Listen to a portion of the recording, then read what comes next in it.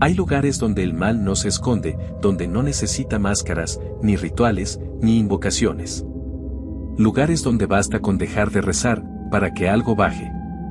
Hola y sean bienvenidos una vez más al canal. El día de hoy traemos dos historias de personas comunes, que se toparon con cosas que no debían moverse.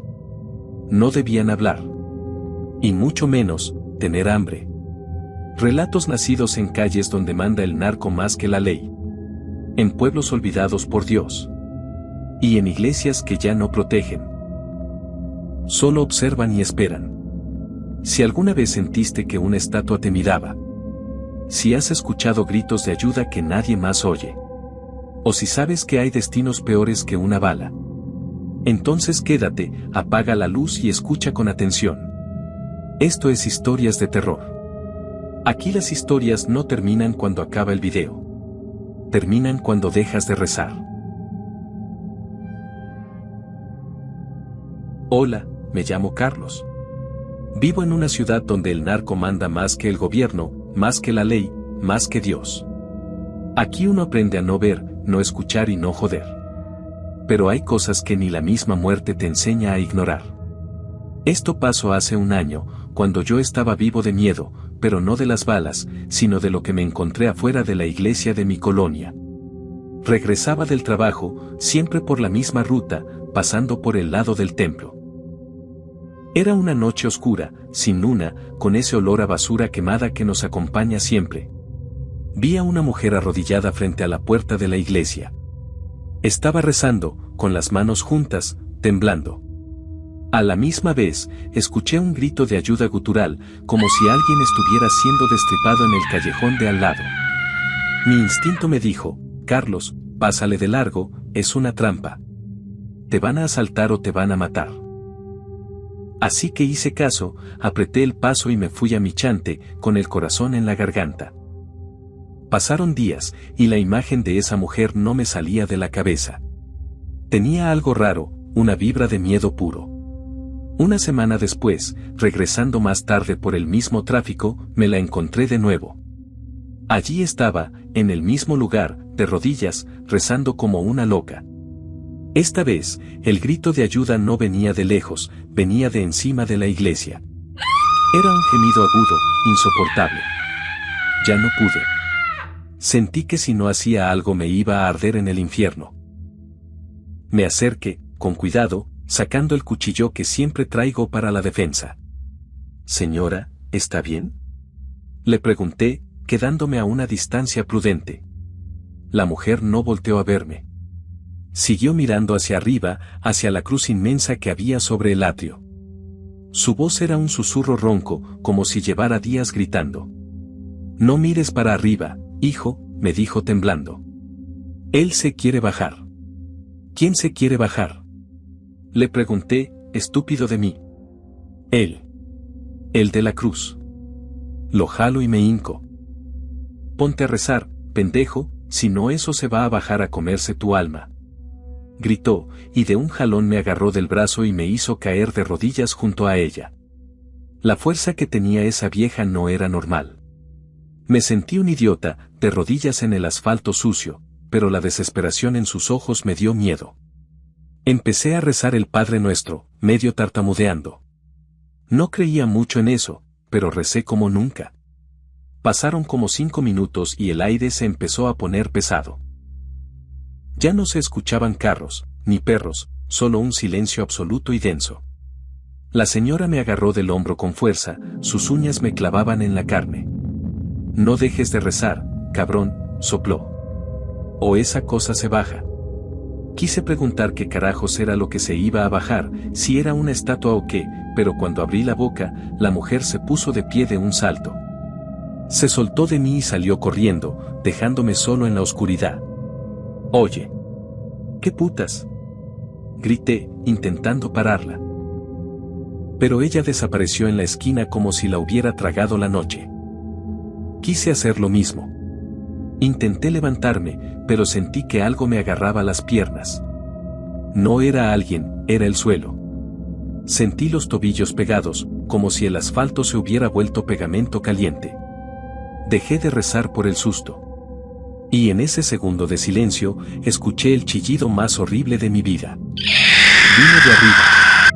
No fue un grito humano, fue el sonido de piedra rasguñando piedra, un crujido seco y fuerte como una rama quebrándose, pero multiplicado por 1000. Cerré los ojos y solté el rosario. Me puse a rezar a toda leche, sudando a mares, rogándole a Dios, a la Virgen de Guadalupe, a San Judas Tadeo, a quien me permitiera salir vivo de ahí.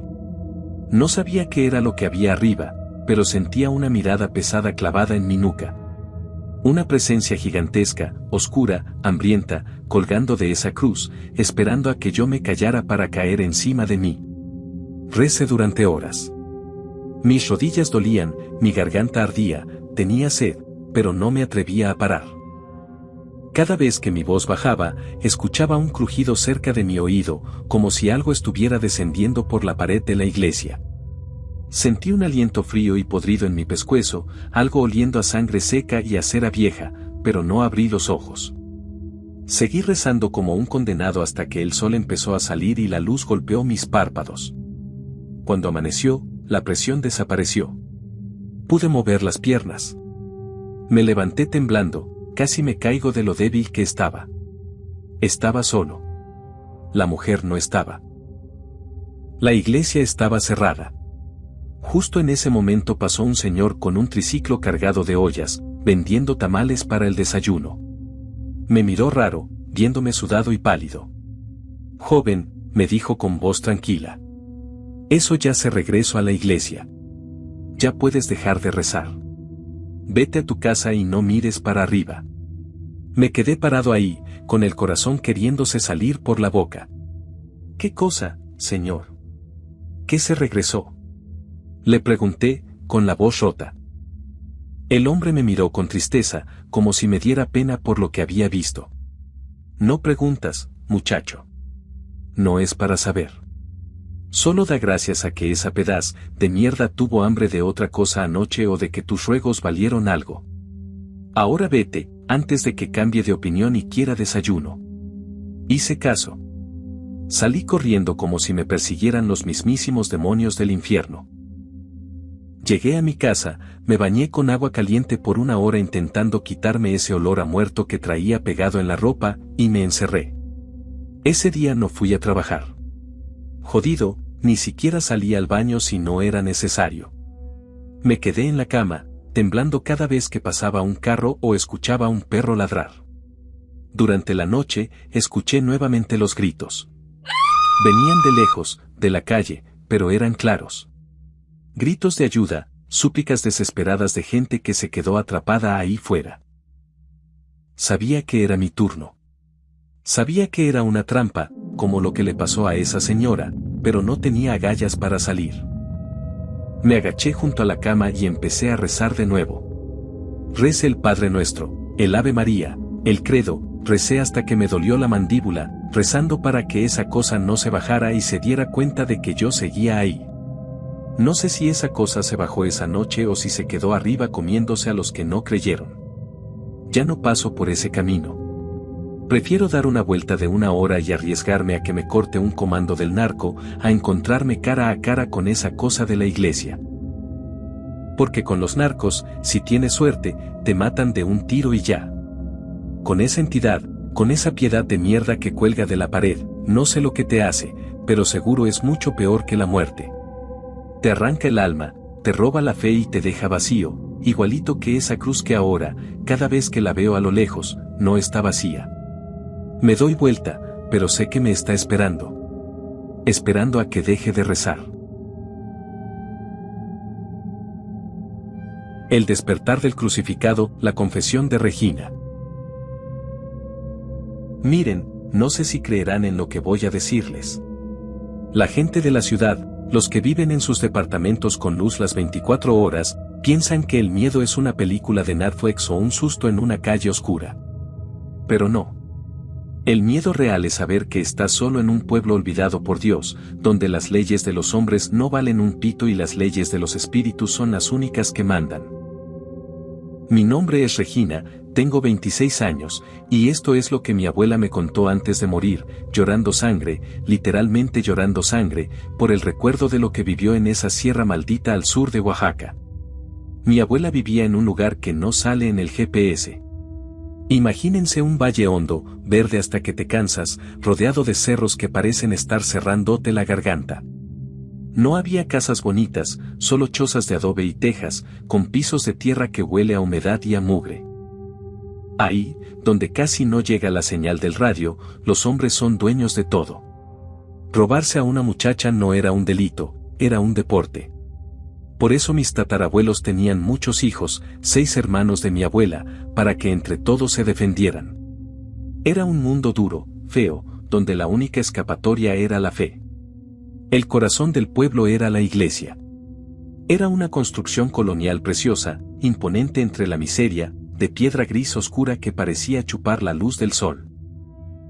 Dicen que los frailes la construyeron encima de un teocal y zapoteca, un templo de sacrificio donde la sangre corría más abundante que el vino. Los abuelos del pueblo siempre chismeaban que ahí se ofrecían corazones vivos a los dioses de la lluvia y la muerte. Mi abuela decía que el suelo de la iglesia estaba teñido de rojo desde antes de que pusieran el mármol. El cura de entonces, el padre Otilio, era un hombre bueno, demasiado bueno para ese lugar. Llegó joven, con el pelo negro y la espalda recta. Pero el chisme era que la iglesia se lo estaba comiendo vivo. En cuestión de meses, el hombre se encorvó, le salieron canas, y sus ojos perdieron el brillo. Se volvió fantasmal, pálido como la cera de las velas. Decían que dormía en la sacristía, pero que no dormía bien, que se pasaba las noches caminando los pasillos, persiguiendo sombras con hisopo y agua bendita, sudando frío. Murió en agosto. Un día de calor infernal, simplemente se cayó encima del altar mientras decía la misa.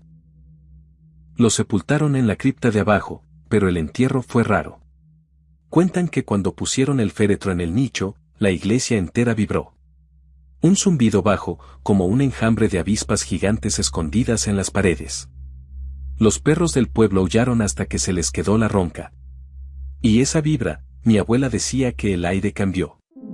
Se puso pesado, cargado de un olor a cobre y a carne podrida que nunca salió, pase lo que pase. Las señoras mayores, las que barren el frente de la iglesia y arreglan los claveles, sabían lo que pasaba. Se miraban entre ellas con cara de espanto, pero no decían nada. Solo se encerraron a limpiar más duro, a rezar más bajo. Tardaron semanas en que llegara otro sacerdote. Y llegó el padre Diego. El padre Diego era un tipo de ciudad, de 40 y tantos años, vigoroso, con bigote y una sonrisa que le gustaba mostrar. El pueblo lo recibió con una mole, música y cohetes. Pensaron que con él volvería a la normalidad. Las ancianas le avisaron rápido del problema. No sé qué le dijeron exactamente, pero imagino que le avisaron que no durmiera en la iglesia, que las noches ahí no eran para humanos. Pero el padre Diego era hombre de ciencia, o eso creía. Se quedó. Y al principio, todo parecía normal. Pero a las pocas semanas, el hombre empezó a desmoronarse. Cuando lo veían caminar por el pueblo, ya no sonreía. Tenía los ojos inyectados en sangre, ojeras negras profundas, y temblaba. Le costaba trabajo sostener el cáliz. Decían que la iglesia no lo dejaba dormir. Que apenas apagaba las velas, empezaban los ruidos. Golpes en las paredes, arrastres de pies por el techo de bóveda, susurros que le decían que se fuera, que ese lugar no era suyo. El hombre envió una carta a la catedral de Oaxaca pidiendo ayuda urgente. Contaba que había visto cosas, que las estatuas sudaban, que los cuadros de los santos cambiaban de mirada. Pero la iglesia es burocrática, lenta, y el demonio es rápido. No le contestaron. La soledad del padre Diego se volvió infinita. Una noche, ya no pudo más. El terror rompió su voluntad. Decidió dormir en casa de una familia, lejos de las piedras malditas. Esa fue la noche que el sello se rompió. Mi abuela lo recordaba como si fuera ayer. Era una noche de luna llena, pero el cielo estaba nublado, negro. Los vecinos que vivían pegados a los muros de la iglesia se despertaron sobresaltados. No eran ratones. Escucharon risas. No risas felices, sino risas agudas, chillonas, mezcladas con cantos que no eran latín, sino un gutural, ronco, antiguo. Sonó como si estuvieran destrozando el lugar. Varios curiosos, valientes o estúpidos, se asomaron por las ventanas altas que daban al interior de la nave. Lo que vieron les quemó la retina para siempre. El Cristo del altar mayor, ese crucificado de 3 metros de altura, de madera tallada y pintado con sangre de drago, ya no estaba clavado a la cruz. La cruz estaba vacía, solo el madero vertical con los agujeros donde iban los clavos. El Cristo estaba sentado en el banco del alcalde, el primer banco de la iglesia, con las piernas abiertas, relajado, como un machorrillo en su trono. Tenía el cáliz en una mano, la botella de vino en la otra, y se la estaba bebiendo a tragos largos, descuidados, dejando que el vino cayera por su barbilla y manchara su túnica blanca. Pero lo peor es que mientras bebía, sangraba. De sus estigmas manaba sangre, sangre viva y caliente, que él recogía con los dedos y se llevaba a la boca, riéndose. Y a su alrededor, sentadas en el suelo, había mujeres. No eran del pueblo. Vestían trajes negros, raídos, de hace un siglo. Sus rostros estaban pálidos, como yeso, y rezaban en voz alta, pero sus oraciones eran insultos a Dios, pidiendo que el castigo cayera sobre los vivos. La gente corrió a avisar, aterrorizada. Al día siguiente, el rumor explotó. La mitad del pueblo pensó que los vecinos se habían drogado. La otra mitad supo que el infierno se había abierto. Mis amigos y yo, los jóvenes de ese entonces, éramos idiotas. Estábamos hartos de los chismes de viejas. Decidimos que íbamos a escondernos en la iglesia esa noche. Queríamos pillar al padre Diego si es que estaba loco, o atrapar a quien estuviera haciendo la broma pesada. Nos escondimos en el coro alto, justo enfrente del altar, entre el polvo y los órganos apestosos. Llegó la medianoche. La iglesia estaba oscura, solo iluminada por las lámparas votivas que nunca se apagan. Al principio, todo era silencio. Un silencio tan denso que me dolían los oídos. Pasó una hora. Y entonces, empezó el frío. No era un frío de aire acondicionado. Era un frío que te metía hasta la médula, que te paralizaba los pulmones. Escuchamos un crujido seco, como madera vieja bajo mucho peso, que vino del altar. Nos asomamos despacio, sin respirar, y el corazón se me paró cuando vi lo que pasaba abajo. El Cristo estaba moviéndose. No era un truco de óptica. Sus dedos, largos y nudosos, se desclavaron de la madera con un sonido húmedo y pegajoso, como si sacaran un clavo oxidado de carne podrida. Cayó al suelo con un golpe sordo que hizo vibrar todo el templo. No se cayó de bruces. Aterrizó de pie, y sus articulaciones crujieron, estirándose como un hombre que acaba de despertar de una siesta de 100 años. Se agachó, tomó la botella de vino consagrado con manos de madera pintada de blanco, y se la bebió de un trago, dejando caer el líquido rojo por su pecho, manchando la túnica como sangre abierta. De repente, levantó la cabeza. Sus ojos, que antes eran pinturas de vidrio, ahora eran 2 cuencas negras, húmedas, vacías de alma pero llenas de una maldad antigua. No necesitaba vernos. Nos olió. Nos olió el miedo a kilómetros de distancia. ¿Qué hacen aquí, hijos míos?, preguntó. Su voz no sonaba como eco. Sonaba como si estuviera susurrando dentro de nuestros cerebros. Deberían estar durmiendo en sus camas calientitas, no espiando los asuntos de Dios. Nos quedamos congelados. Mi amigo Pedro intentó retroceder, pero pateó una madera y el sonido resonó como un trueno. La estatua giró la cabeza lentamente hacia el coro. Sonrió. No una sonrisa de paz. Una sonrisa burlona, llena de dientes amarillentos que parecían recién afilados. «Ah, corderitos descarriados», dijo, y empezó a caminar hacia las escaleras. Sus pies descalzos no hacían ruido, pero su presencia pesaba toneladas. «Vengan a bajar. La fiesta está recién empezada. Tenemos mucho vino que beber y mucha carne que partir». Fue entonces cuando de la nada, del suelo de piedra y ladrillo, empezaron a surgir las figuras. No caminaron por la puerta. Emanaron de las sombras. Eran mujeres, vestidas con hábitos negros y velos rotos. Sus rostros estaban consumidos, como si hubieran estado muertas por siglos, con la piel pegada a los huesos y los ojos brillando con una luz putrefacta. Se alinearon frente al altar y empezaron a rezar. Pero no era el Padre Nuestro.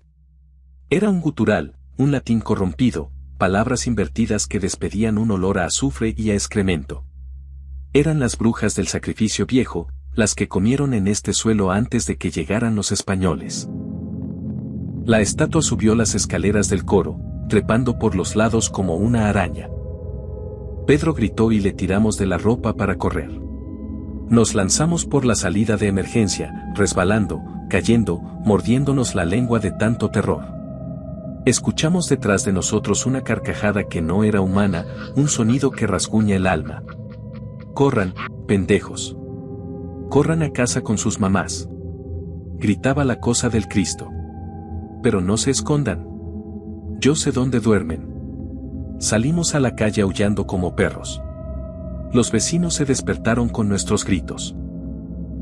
Muchos salieron con lámparas, machetes y escopetas. Les dijimos lo que vimos, que el Cristo estaba vivo, que estaba bebiendo sangre y que nos perseguía.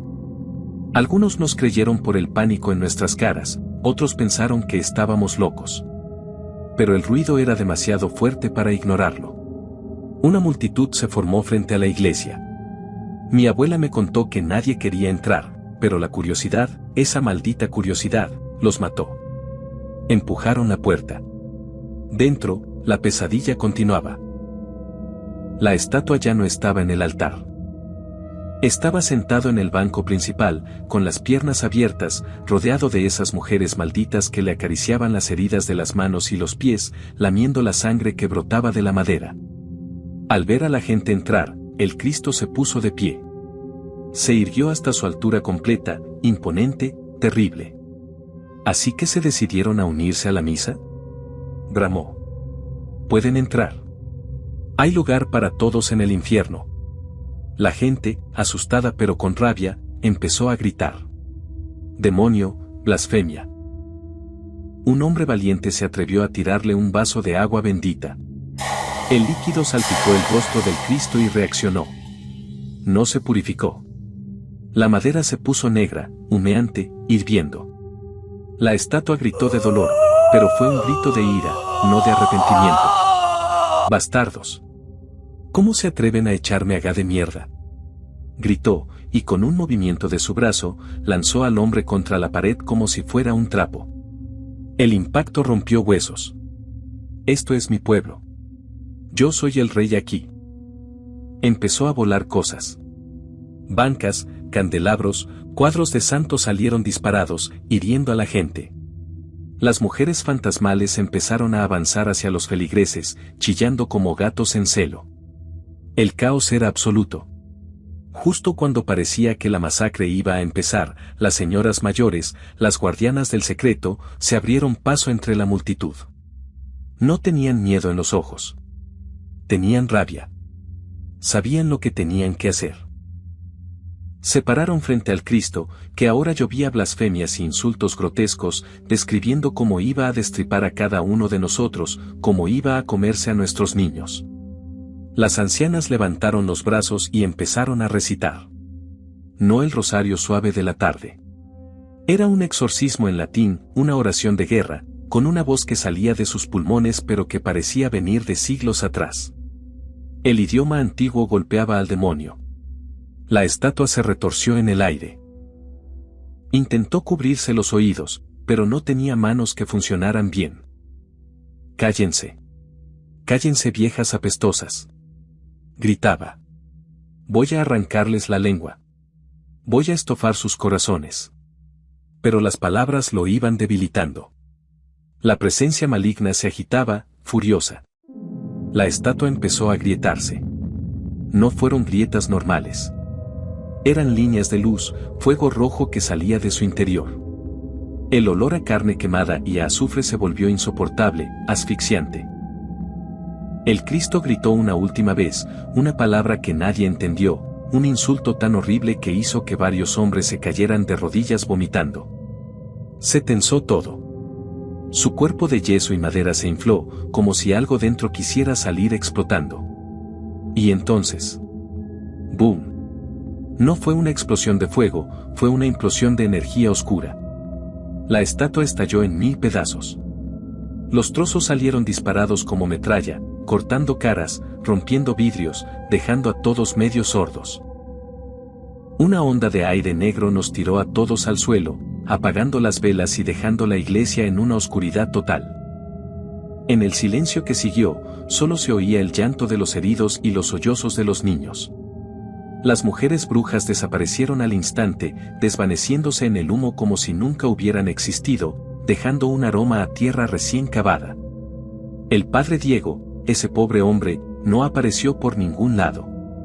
Se supo después de que había huido días antes, corriendo por el monte sin mirar atrás, dejando el sotarro tirado en el camino.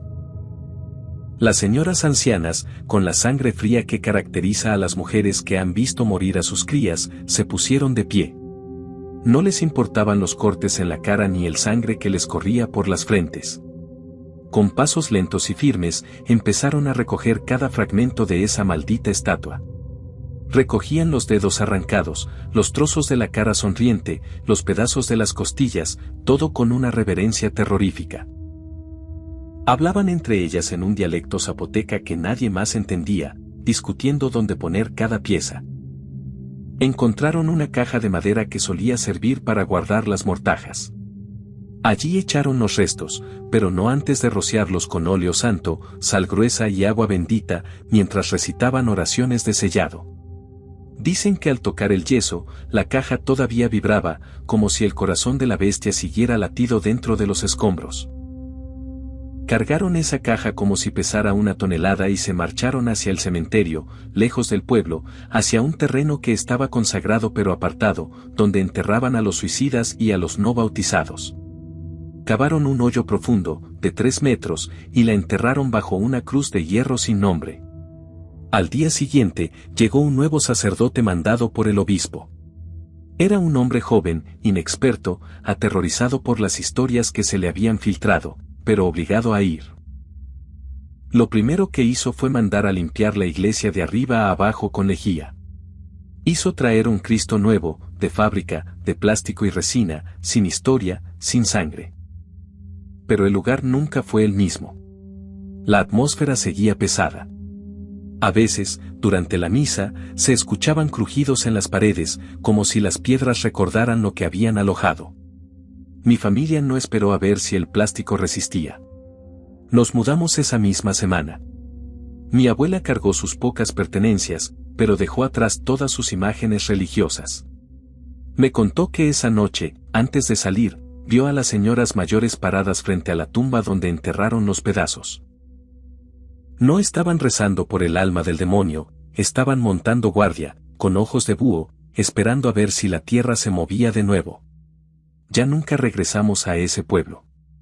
Pasaron los años, y cada vez que mi abuela veía una imagen de un Cristo crucificado, se persignaba con temor, no con devoción.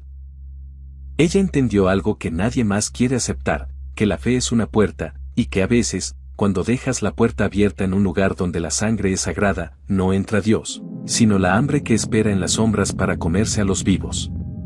Yo nunca olvidé su historia. Por eso, cuando entro a una iglesia vieja, siempre me fijo en los ojos de las estatuas.